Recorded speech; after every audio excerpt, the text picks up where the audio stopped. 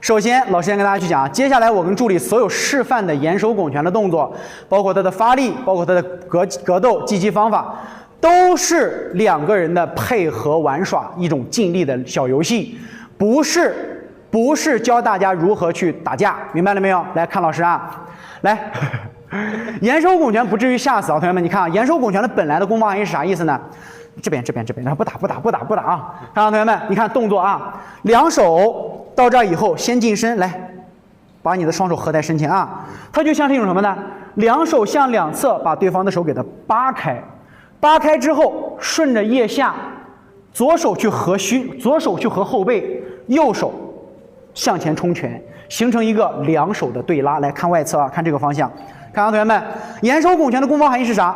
当2人缠抱拿在一起的时候，严守拱拳是下分，在后的过程当中往后一拉，把手给它分开。来分开以后，好，近身，左手在前，右手在后，相当于是卡住对方的身体，抓住他的身体，做一个什么螺旋的过程当中，身法右转啊，身法左转，左肩向后向回拉，右拳向前冲，做一个两手的对拉动作。但是咱们现在好多同学们说，老师啊，我的右拳就是打出去，根本就不管左手了。所以尽力当中，来听老师给你讲啊，几个劲儿怎么来看。第一个劲儿，好，首先第一。坐胯摆脚上左步，两手相合的目的是为了卡住对方的手臂，形成一个向两侧打开，通过立圆的方式啊，看好同学们，通过立圆的方式来近身之后转腰打开，好，再通过什么？两手随重心的后移向内的相合，搂住对方的身体往里去合，好，左手卡身，右手握拳，转腰时左手回收，右手冲拳，形成一个前后的冲拳动作。这是严守拱拳的攻防含义。那么我们需要在这个攻防含义当中注意到几个劲儿。首先第一啊，咱们上步摆脚，这是一个什么？这是动作的转关，是吧？不用讲，很简单。咱们需要做到，你想去分手，你得近身吧？你想让两手把他的身体分开，光用手上的劲儿行不行？答案是不行。来，助理来一下啊！你现在把两手呢抓在一起啊，抓得紧，你看，怎么回事？拿两手去掰，掰不动，对不对？好，那么这个时候呢，如果我们能够用腰，看好同学们，往后一点儿，能够用腰，看好同学们，手就是赶出来的，这个地方会硌他的骨头，看到了没有？腰一转，小骨头一硌到他的这个麻筋上，啪就开了。明白了没有？所以为什么跟大家去讲，你必须要用到什么转腰，你才能把两手分开。你不用转腰，来，助理再来，你拿两手在那拽，你拽到明年都拽不开人家。但是如果你的两手往这一放，不要去想着拽，而是要想什么硌。哎，你咋松这么？你松的好主动啊！就往里硌，小腰一转，手往下硌，逆缠向外打开。所以力在哪？力在小臂的螺旋，不要在你的双手掌上。看到了没有？好，来，那你就不要再对抗了。好，来往回来啊！每次都不相信啊！对，先硌住它，让它疼，然后顺势打开，两手是不是在上？对不对？你说老师，这个时候他要双风贯耳，你怎么办？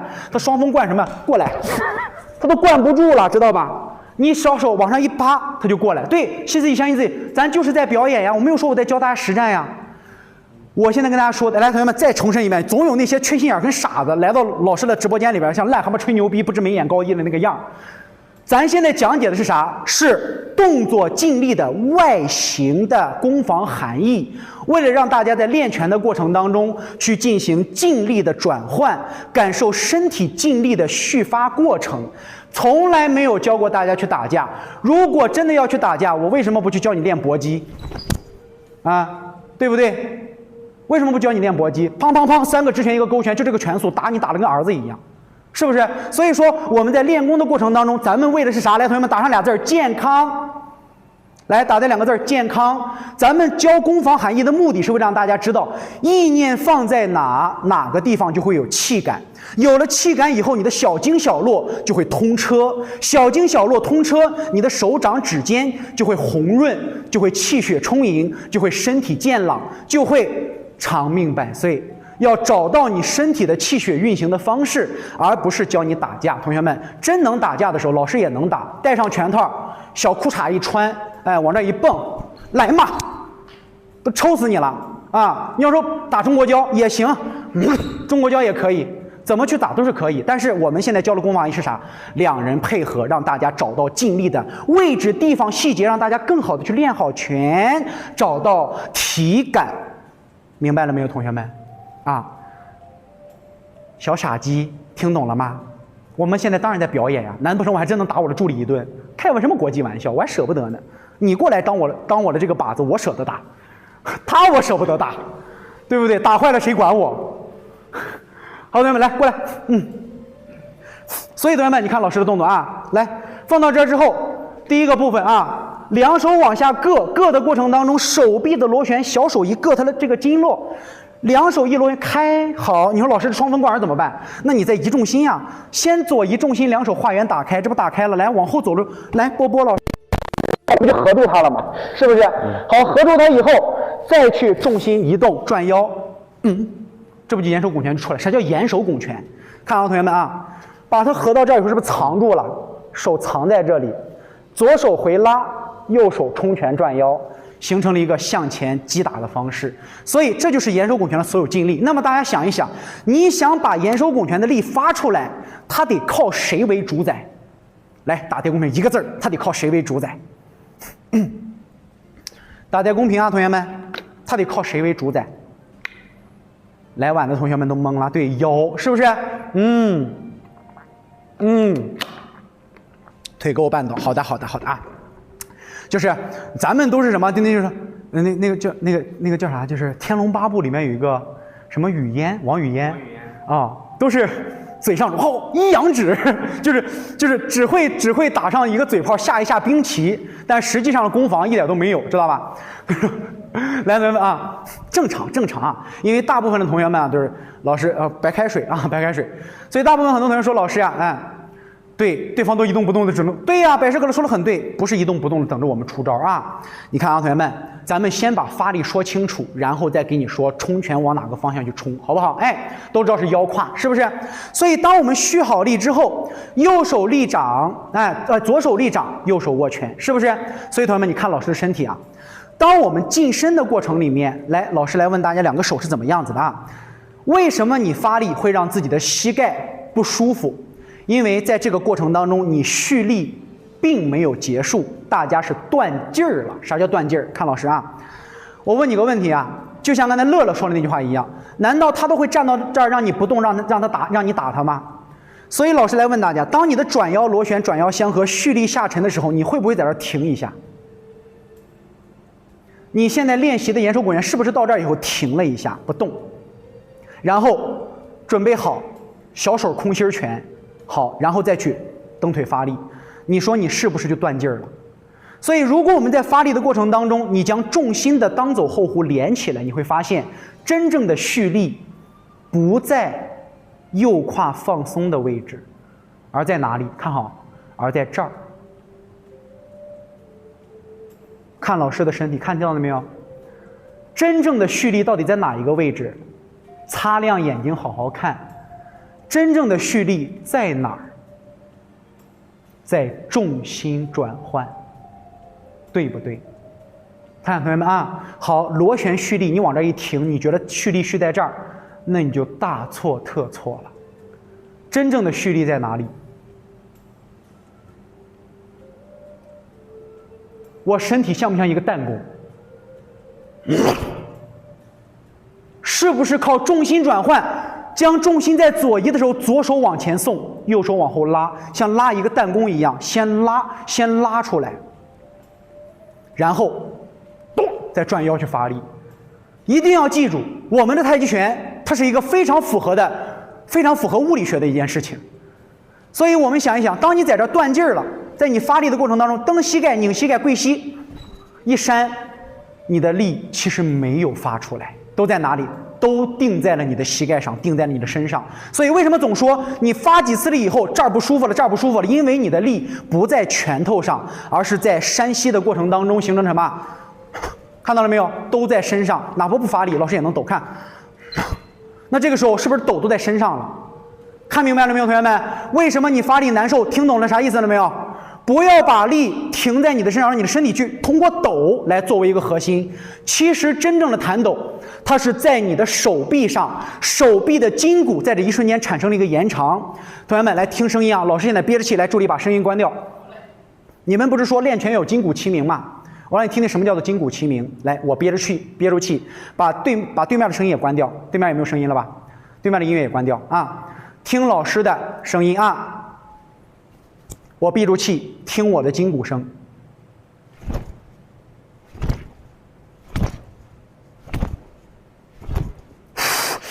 哎呦我操，横气填胸了！横气填胸了，不能憋气。大家听到了没有？这是什么声音？像不像？来，正好咱们直播间有弹弓是吧？来，同学们，我弹弓呢？弹弓呢？弓呢？弓呢？助理，我弓呢？啊，在这儿。好嘞，同学们，听到身上的声音了没有？来，是不是跟弹弓的声音和我身上的声音是一模一样？听，这是皮筋的声音啊！听老师身上的声音。所以什么是弹抖？靠，憋死我了！咦，恁咦，憋得我胸口都是疼了。所以同学们，你说老师这个声音为什么要发力的时候要呼气？为什么要出声？那你不出声，你横气填胸，你把你身上的这个气都憋到身体上了，就咚咚咚憋到身体上，就是气顶到这个位置。不是，累死他爹了。所以同学们知道啥意思了吧？但一定要记住，发力的时候要出气儿啊！发力的时候，我是为了让大家伤不伤身体。验你试2下嘛，你憋着气发2个力，看看你伤不伤身体。所以同学们，所以发放的时候不要去憋那个气。那大家听到这个声音的时候，是不是发现什么？就是老师在发声的过程当中，虽然身体当中的气息的声音会啪往外去出，但是发力的过程里面，是不是能够大家听到我在不出声的时候，能够听到老师身体的筋骨的声音？是不是跟这个皮筋儿呢？你怎么把我弹弓给我拿走了啊？是不是跟这个筋儿声音是一样的？所以同学们，来，老师问问你，弹抖到底是在晃身子，还是让你把手臂的筋骨拉长？同学们，站桩时候到底不是什么站桩的时候被带偏了，发力的时候是不是让你的筋骨拉长，然后再瞬间弹回来？所以这个过程，老师来问你，到底是晃身子叫做弹抖，还是说身体要像拉皮筋的一瞬间拉长以后再回过来？所以同学们想过啥情况了没有？晃身子就是在晃你的5宝6背，拉长才是在拉，就是冲拳的时候形成了这种筋骨的拉长，才叫做发力，是拉筋的过程，而不是抖身子的过程。那同学们，你再看，为什么说这个扇膝盖是错误的？对，筋骨有一个回弹，就出现了那种噔的那一声，是不是像皮筋一样啊，一下就出来了？但是如果我们抖膝了，你的力其实永远都不在你的手上，都在哪里？都在你的身上，对不对？所以你抖上10下20下，不是这儿岔气就是肝儿疼，是不是？这就是我们发力不能连续训练的原因，因为我们找错方向，因为到现在都没有一个老师愿意这样教大家。所以老师在直播间里把这个东西给大家教清楚、教明白。你要记住，发力时是身体在形成筋膜的拉长和手臂筋骨的延长，最后的这个抖是因为我们身体的一个回弹形成了一个声音，这叫筋骨齐鸣。所以不是让大家去晃你的身子骨，把身子骨晃散了，这不叫筋骨齐鸣，知道了吧？这是我们发力的动作要求和细节。那么为什么要通过螺旋去发力？你看到同学们，再去看老师这个动作啊。如果当我们扇膝，你的身体在发力的过程当中，你的身体就没有了前后的相合。来，助理来一下啊！你看啊，同学们，在老师的侧面看，哎，这个手啊，这边还是这边能看清啊。如果你去扇膝盖，那么你左手的回劲儿、向里相合的劲儿就没有了，你就只能什么，就是在抖了。左手是没有向里合的劲儿，但是你要是转腰，看到了没有？转腰，膝盖不要乱动，那么2个力就是一个对撞。看到了吗？这就是里面要求的核心点。为啥要让你转腰去发力，而不是山西去发力？首先，第一，山膝盖去发力会晃动我们的五宝六背，把内脏晃散掉，甚至晃到内脏出血啊。第二，当你只有在转腰的过程当中，你的两个肩膀和你的手臂才能形成两个传动链条，左手跟右手才能形成一个前后的对拉的力量。当然，这个对拉指的是外形，而不是什么。而不是让你真正的让左手跟右手像拉皮筋一样去拉出来，而是让你明白中间的中线往左转，顶的是向后打肘；中间的中线往左转，催动的是右肩右手。它是一个拨浪鼓的形式，前后形成了对拉的外形，但它不是什么撕拉的力量。记住了吗？如果一旦想有撕拉的劲儿，你的手一定是紧的。记住了没有？所以重心核心重点核心点在哪里？记住一件事情：转你的腰，螺旋你的中线，把手放松，自然出去，就形成了弹抖。筋骨的拉伸和收缩，这叫弹抖。同学们，弹抖的概念听明白了，打上两个字明白；清晰了，打上两个字清晰。我相信大家练了这么多年的太极拳，没有一个老师在跟你讲发力是这么发的。发力是通过筋骨的延长来形成一个发力的结束。冲完拳重心肯定是在左腿上呀，怎么可能在右腿上呢？对不对？所以同学们，这样啊，同学们，在套路当中，右拳冲拳的方向在右斜前方45度啊，是在这个位置。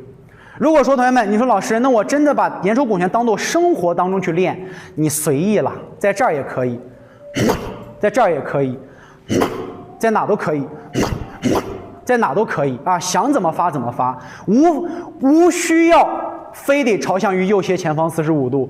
同学们听好了，这只是一个套路，这只是一个套路外形结构，真正的概念是在哪？谢谢小乔姐姐，谢谢嫂子。谢谢嫂子啊。所以在你的身体在发力的过程当中，无论是往哪边去转，只要你能做到腰催手，能做到这个，你想怎么在哪发力就在哪里发力，明白了吗，同学们？所以套路就是45度，重心在左腿，向左转腰，右拳冲在右斜前方45度 ，OK 了。注意，拳要平，腕要平，做到身体的周身相随。是吧？哎，那你到后期的时候，你想往哪打就往哪打嘛，非得要打到这儿，那太极拳不就练死了吗？是不是？所以你包括，你让同学们，老师给你讲个小例子啊，就是大家也知道，老师练过是拳击啊，练过散打这些东西。拳击跟散打，它就是借鉴咱们就是他们那些西洋武术啊，其实也是借鉴了，就是不能说借鉴吧，就是他们两个之间很有共同处。我特别喜欢拳击，就那种躲闪啊，那种摇，特别喜欢。为啥？因为拳击手在发力的时候跟太极拳一样，看到这个动作了没有？啊，同学们看肩膀，看这个位置，靠什么？靠带肩，看到了没有？全都是在干嘛？都是跟发力一样，延手拱拳，看到了没有？一模一样的发力形式。所以拳击有时候就是我们就说简单去联想一下，有没有可能在古代咱们的老先辈们老先师们打延手拱拳的方法就是往这一站，咚咚咚，这样去打延手拱拳？但是我们现在只会什么？只会这样打延手拱拳。小姐姐有没有线下课？当然有啦，当然有啊，宝贝们。咱们同学们说，老师啊，我想来线下去跟你学延手拱拳，行不行？同学们，7月11号来助理把小风车上一下啊，来助理啊，同学们帅晕了。所以同学们，老师跟大家去点，来上过了啊，同学们，咱们的7月11号有一个维持7天的线的宝贝们，屏幕下方的小风车点击啊，咱们是小班制，每一期班就做到10人左右。不蓄息发呼，开息合呼啊，开息合呼。对，康复是老师免费给大家做的，不花钱的哦。哎，我想想，我都免费做康复，我都累，真的康复真的老累了，太耗我的气了康复。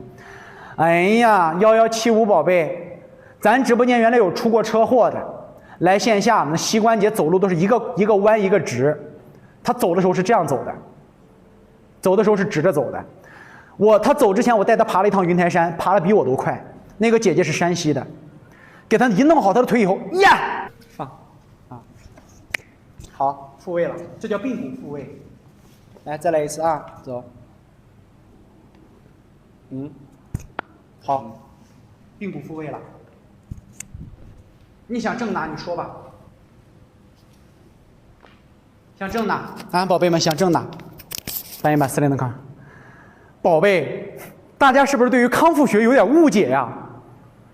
康复学是关节损伤啊，关节拉伤之后的就是康复恢复，以及你的肌肉的撕裂的康复恢复。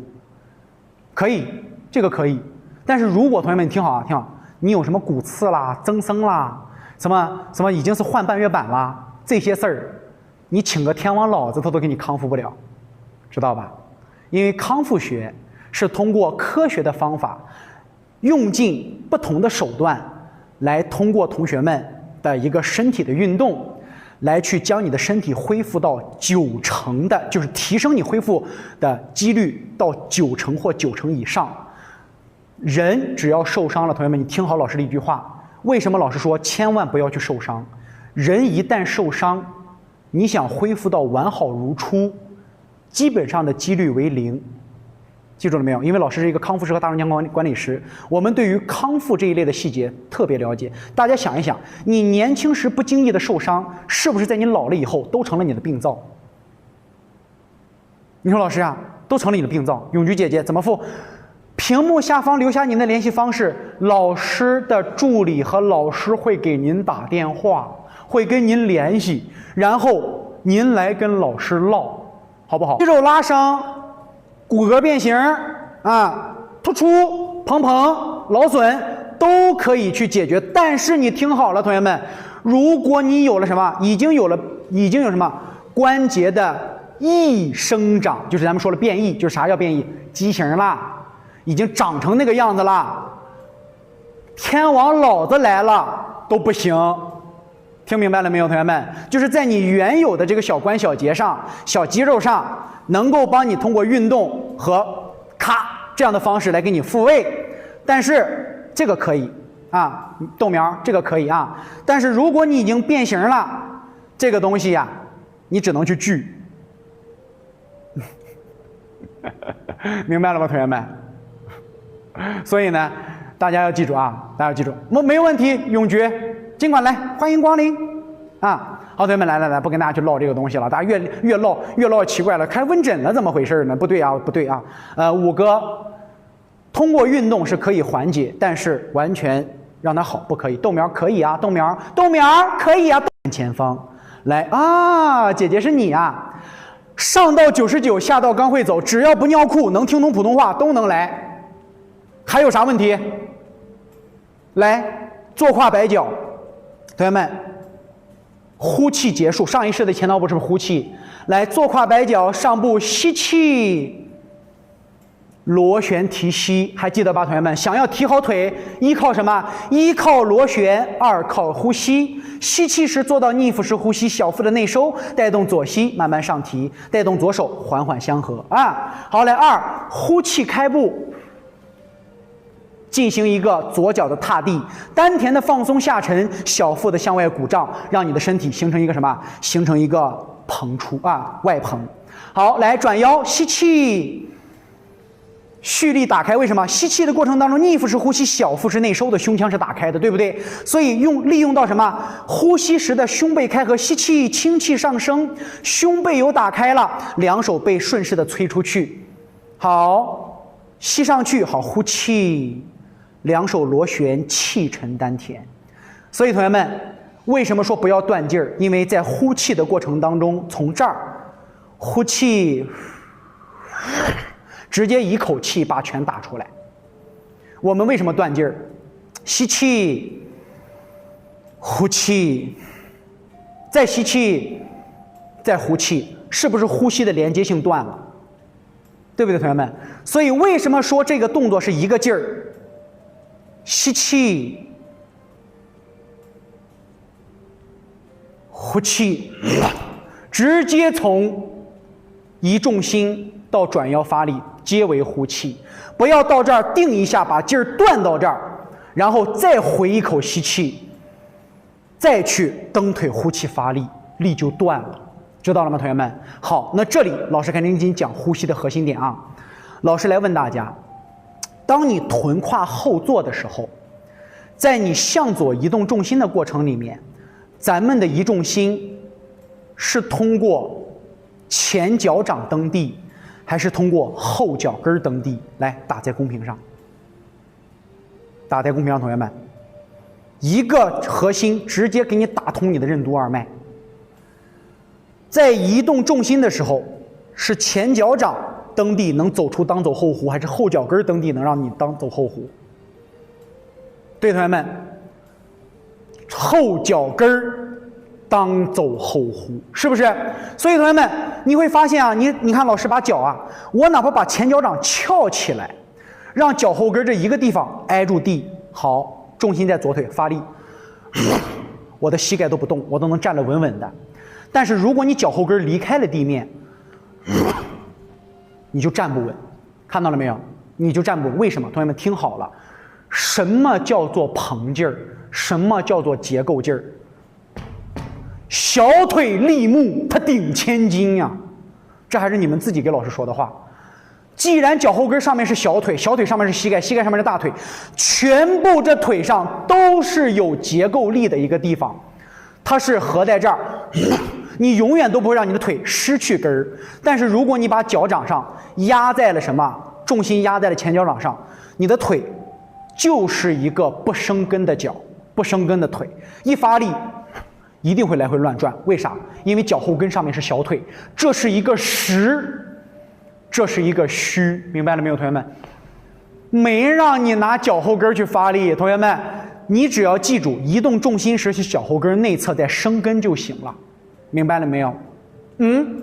记住了，打上2个字，记住，你的膝关节就不会乱晃，因为你生根的位置是对的。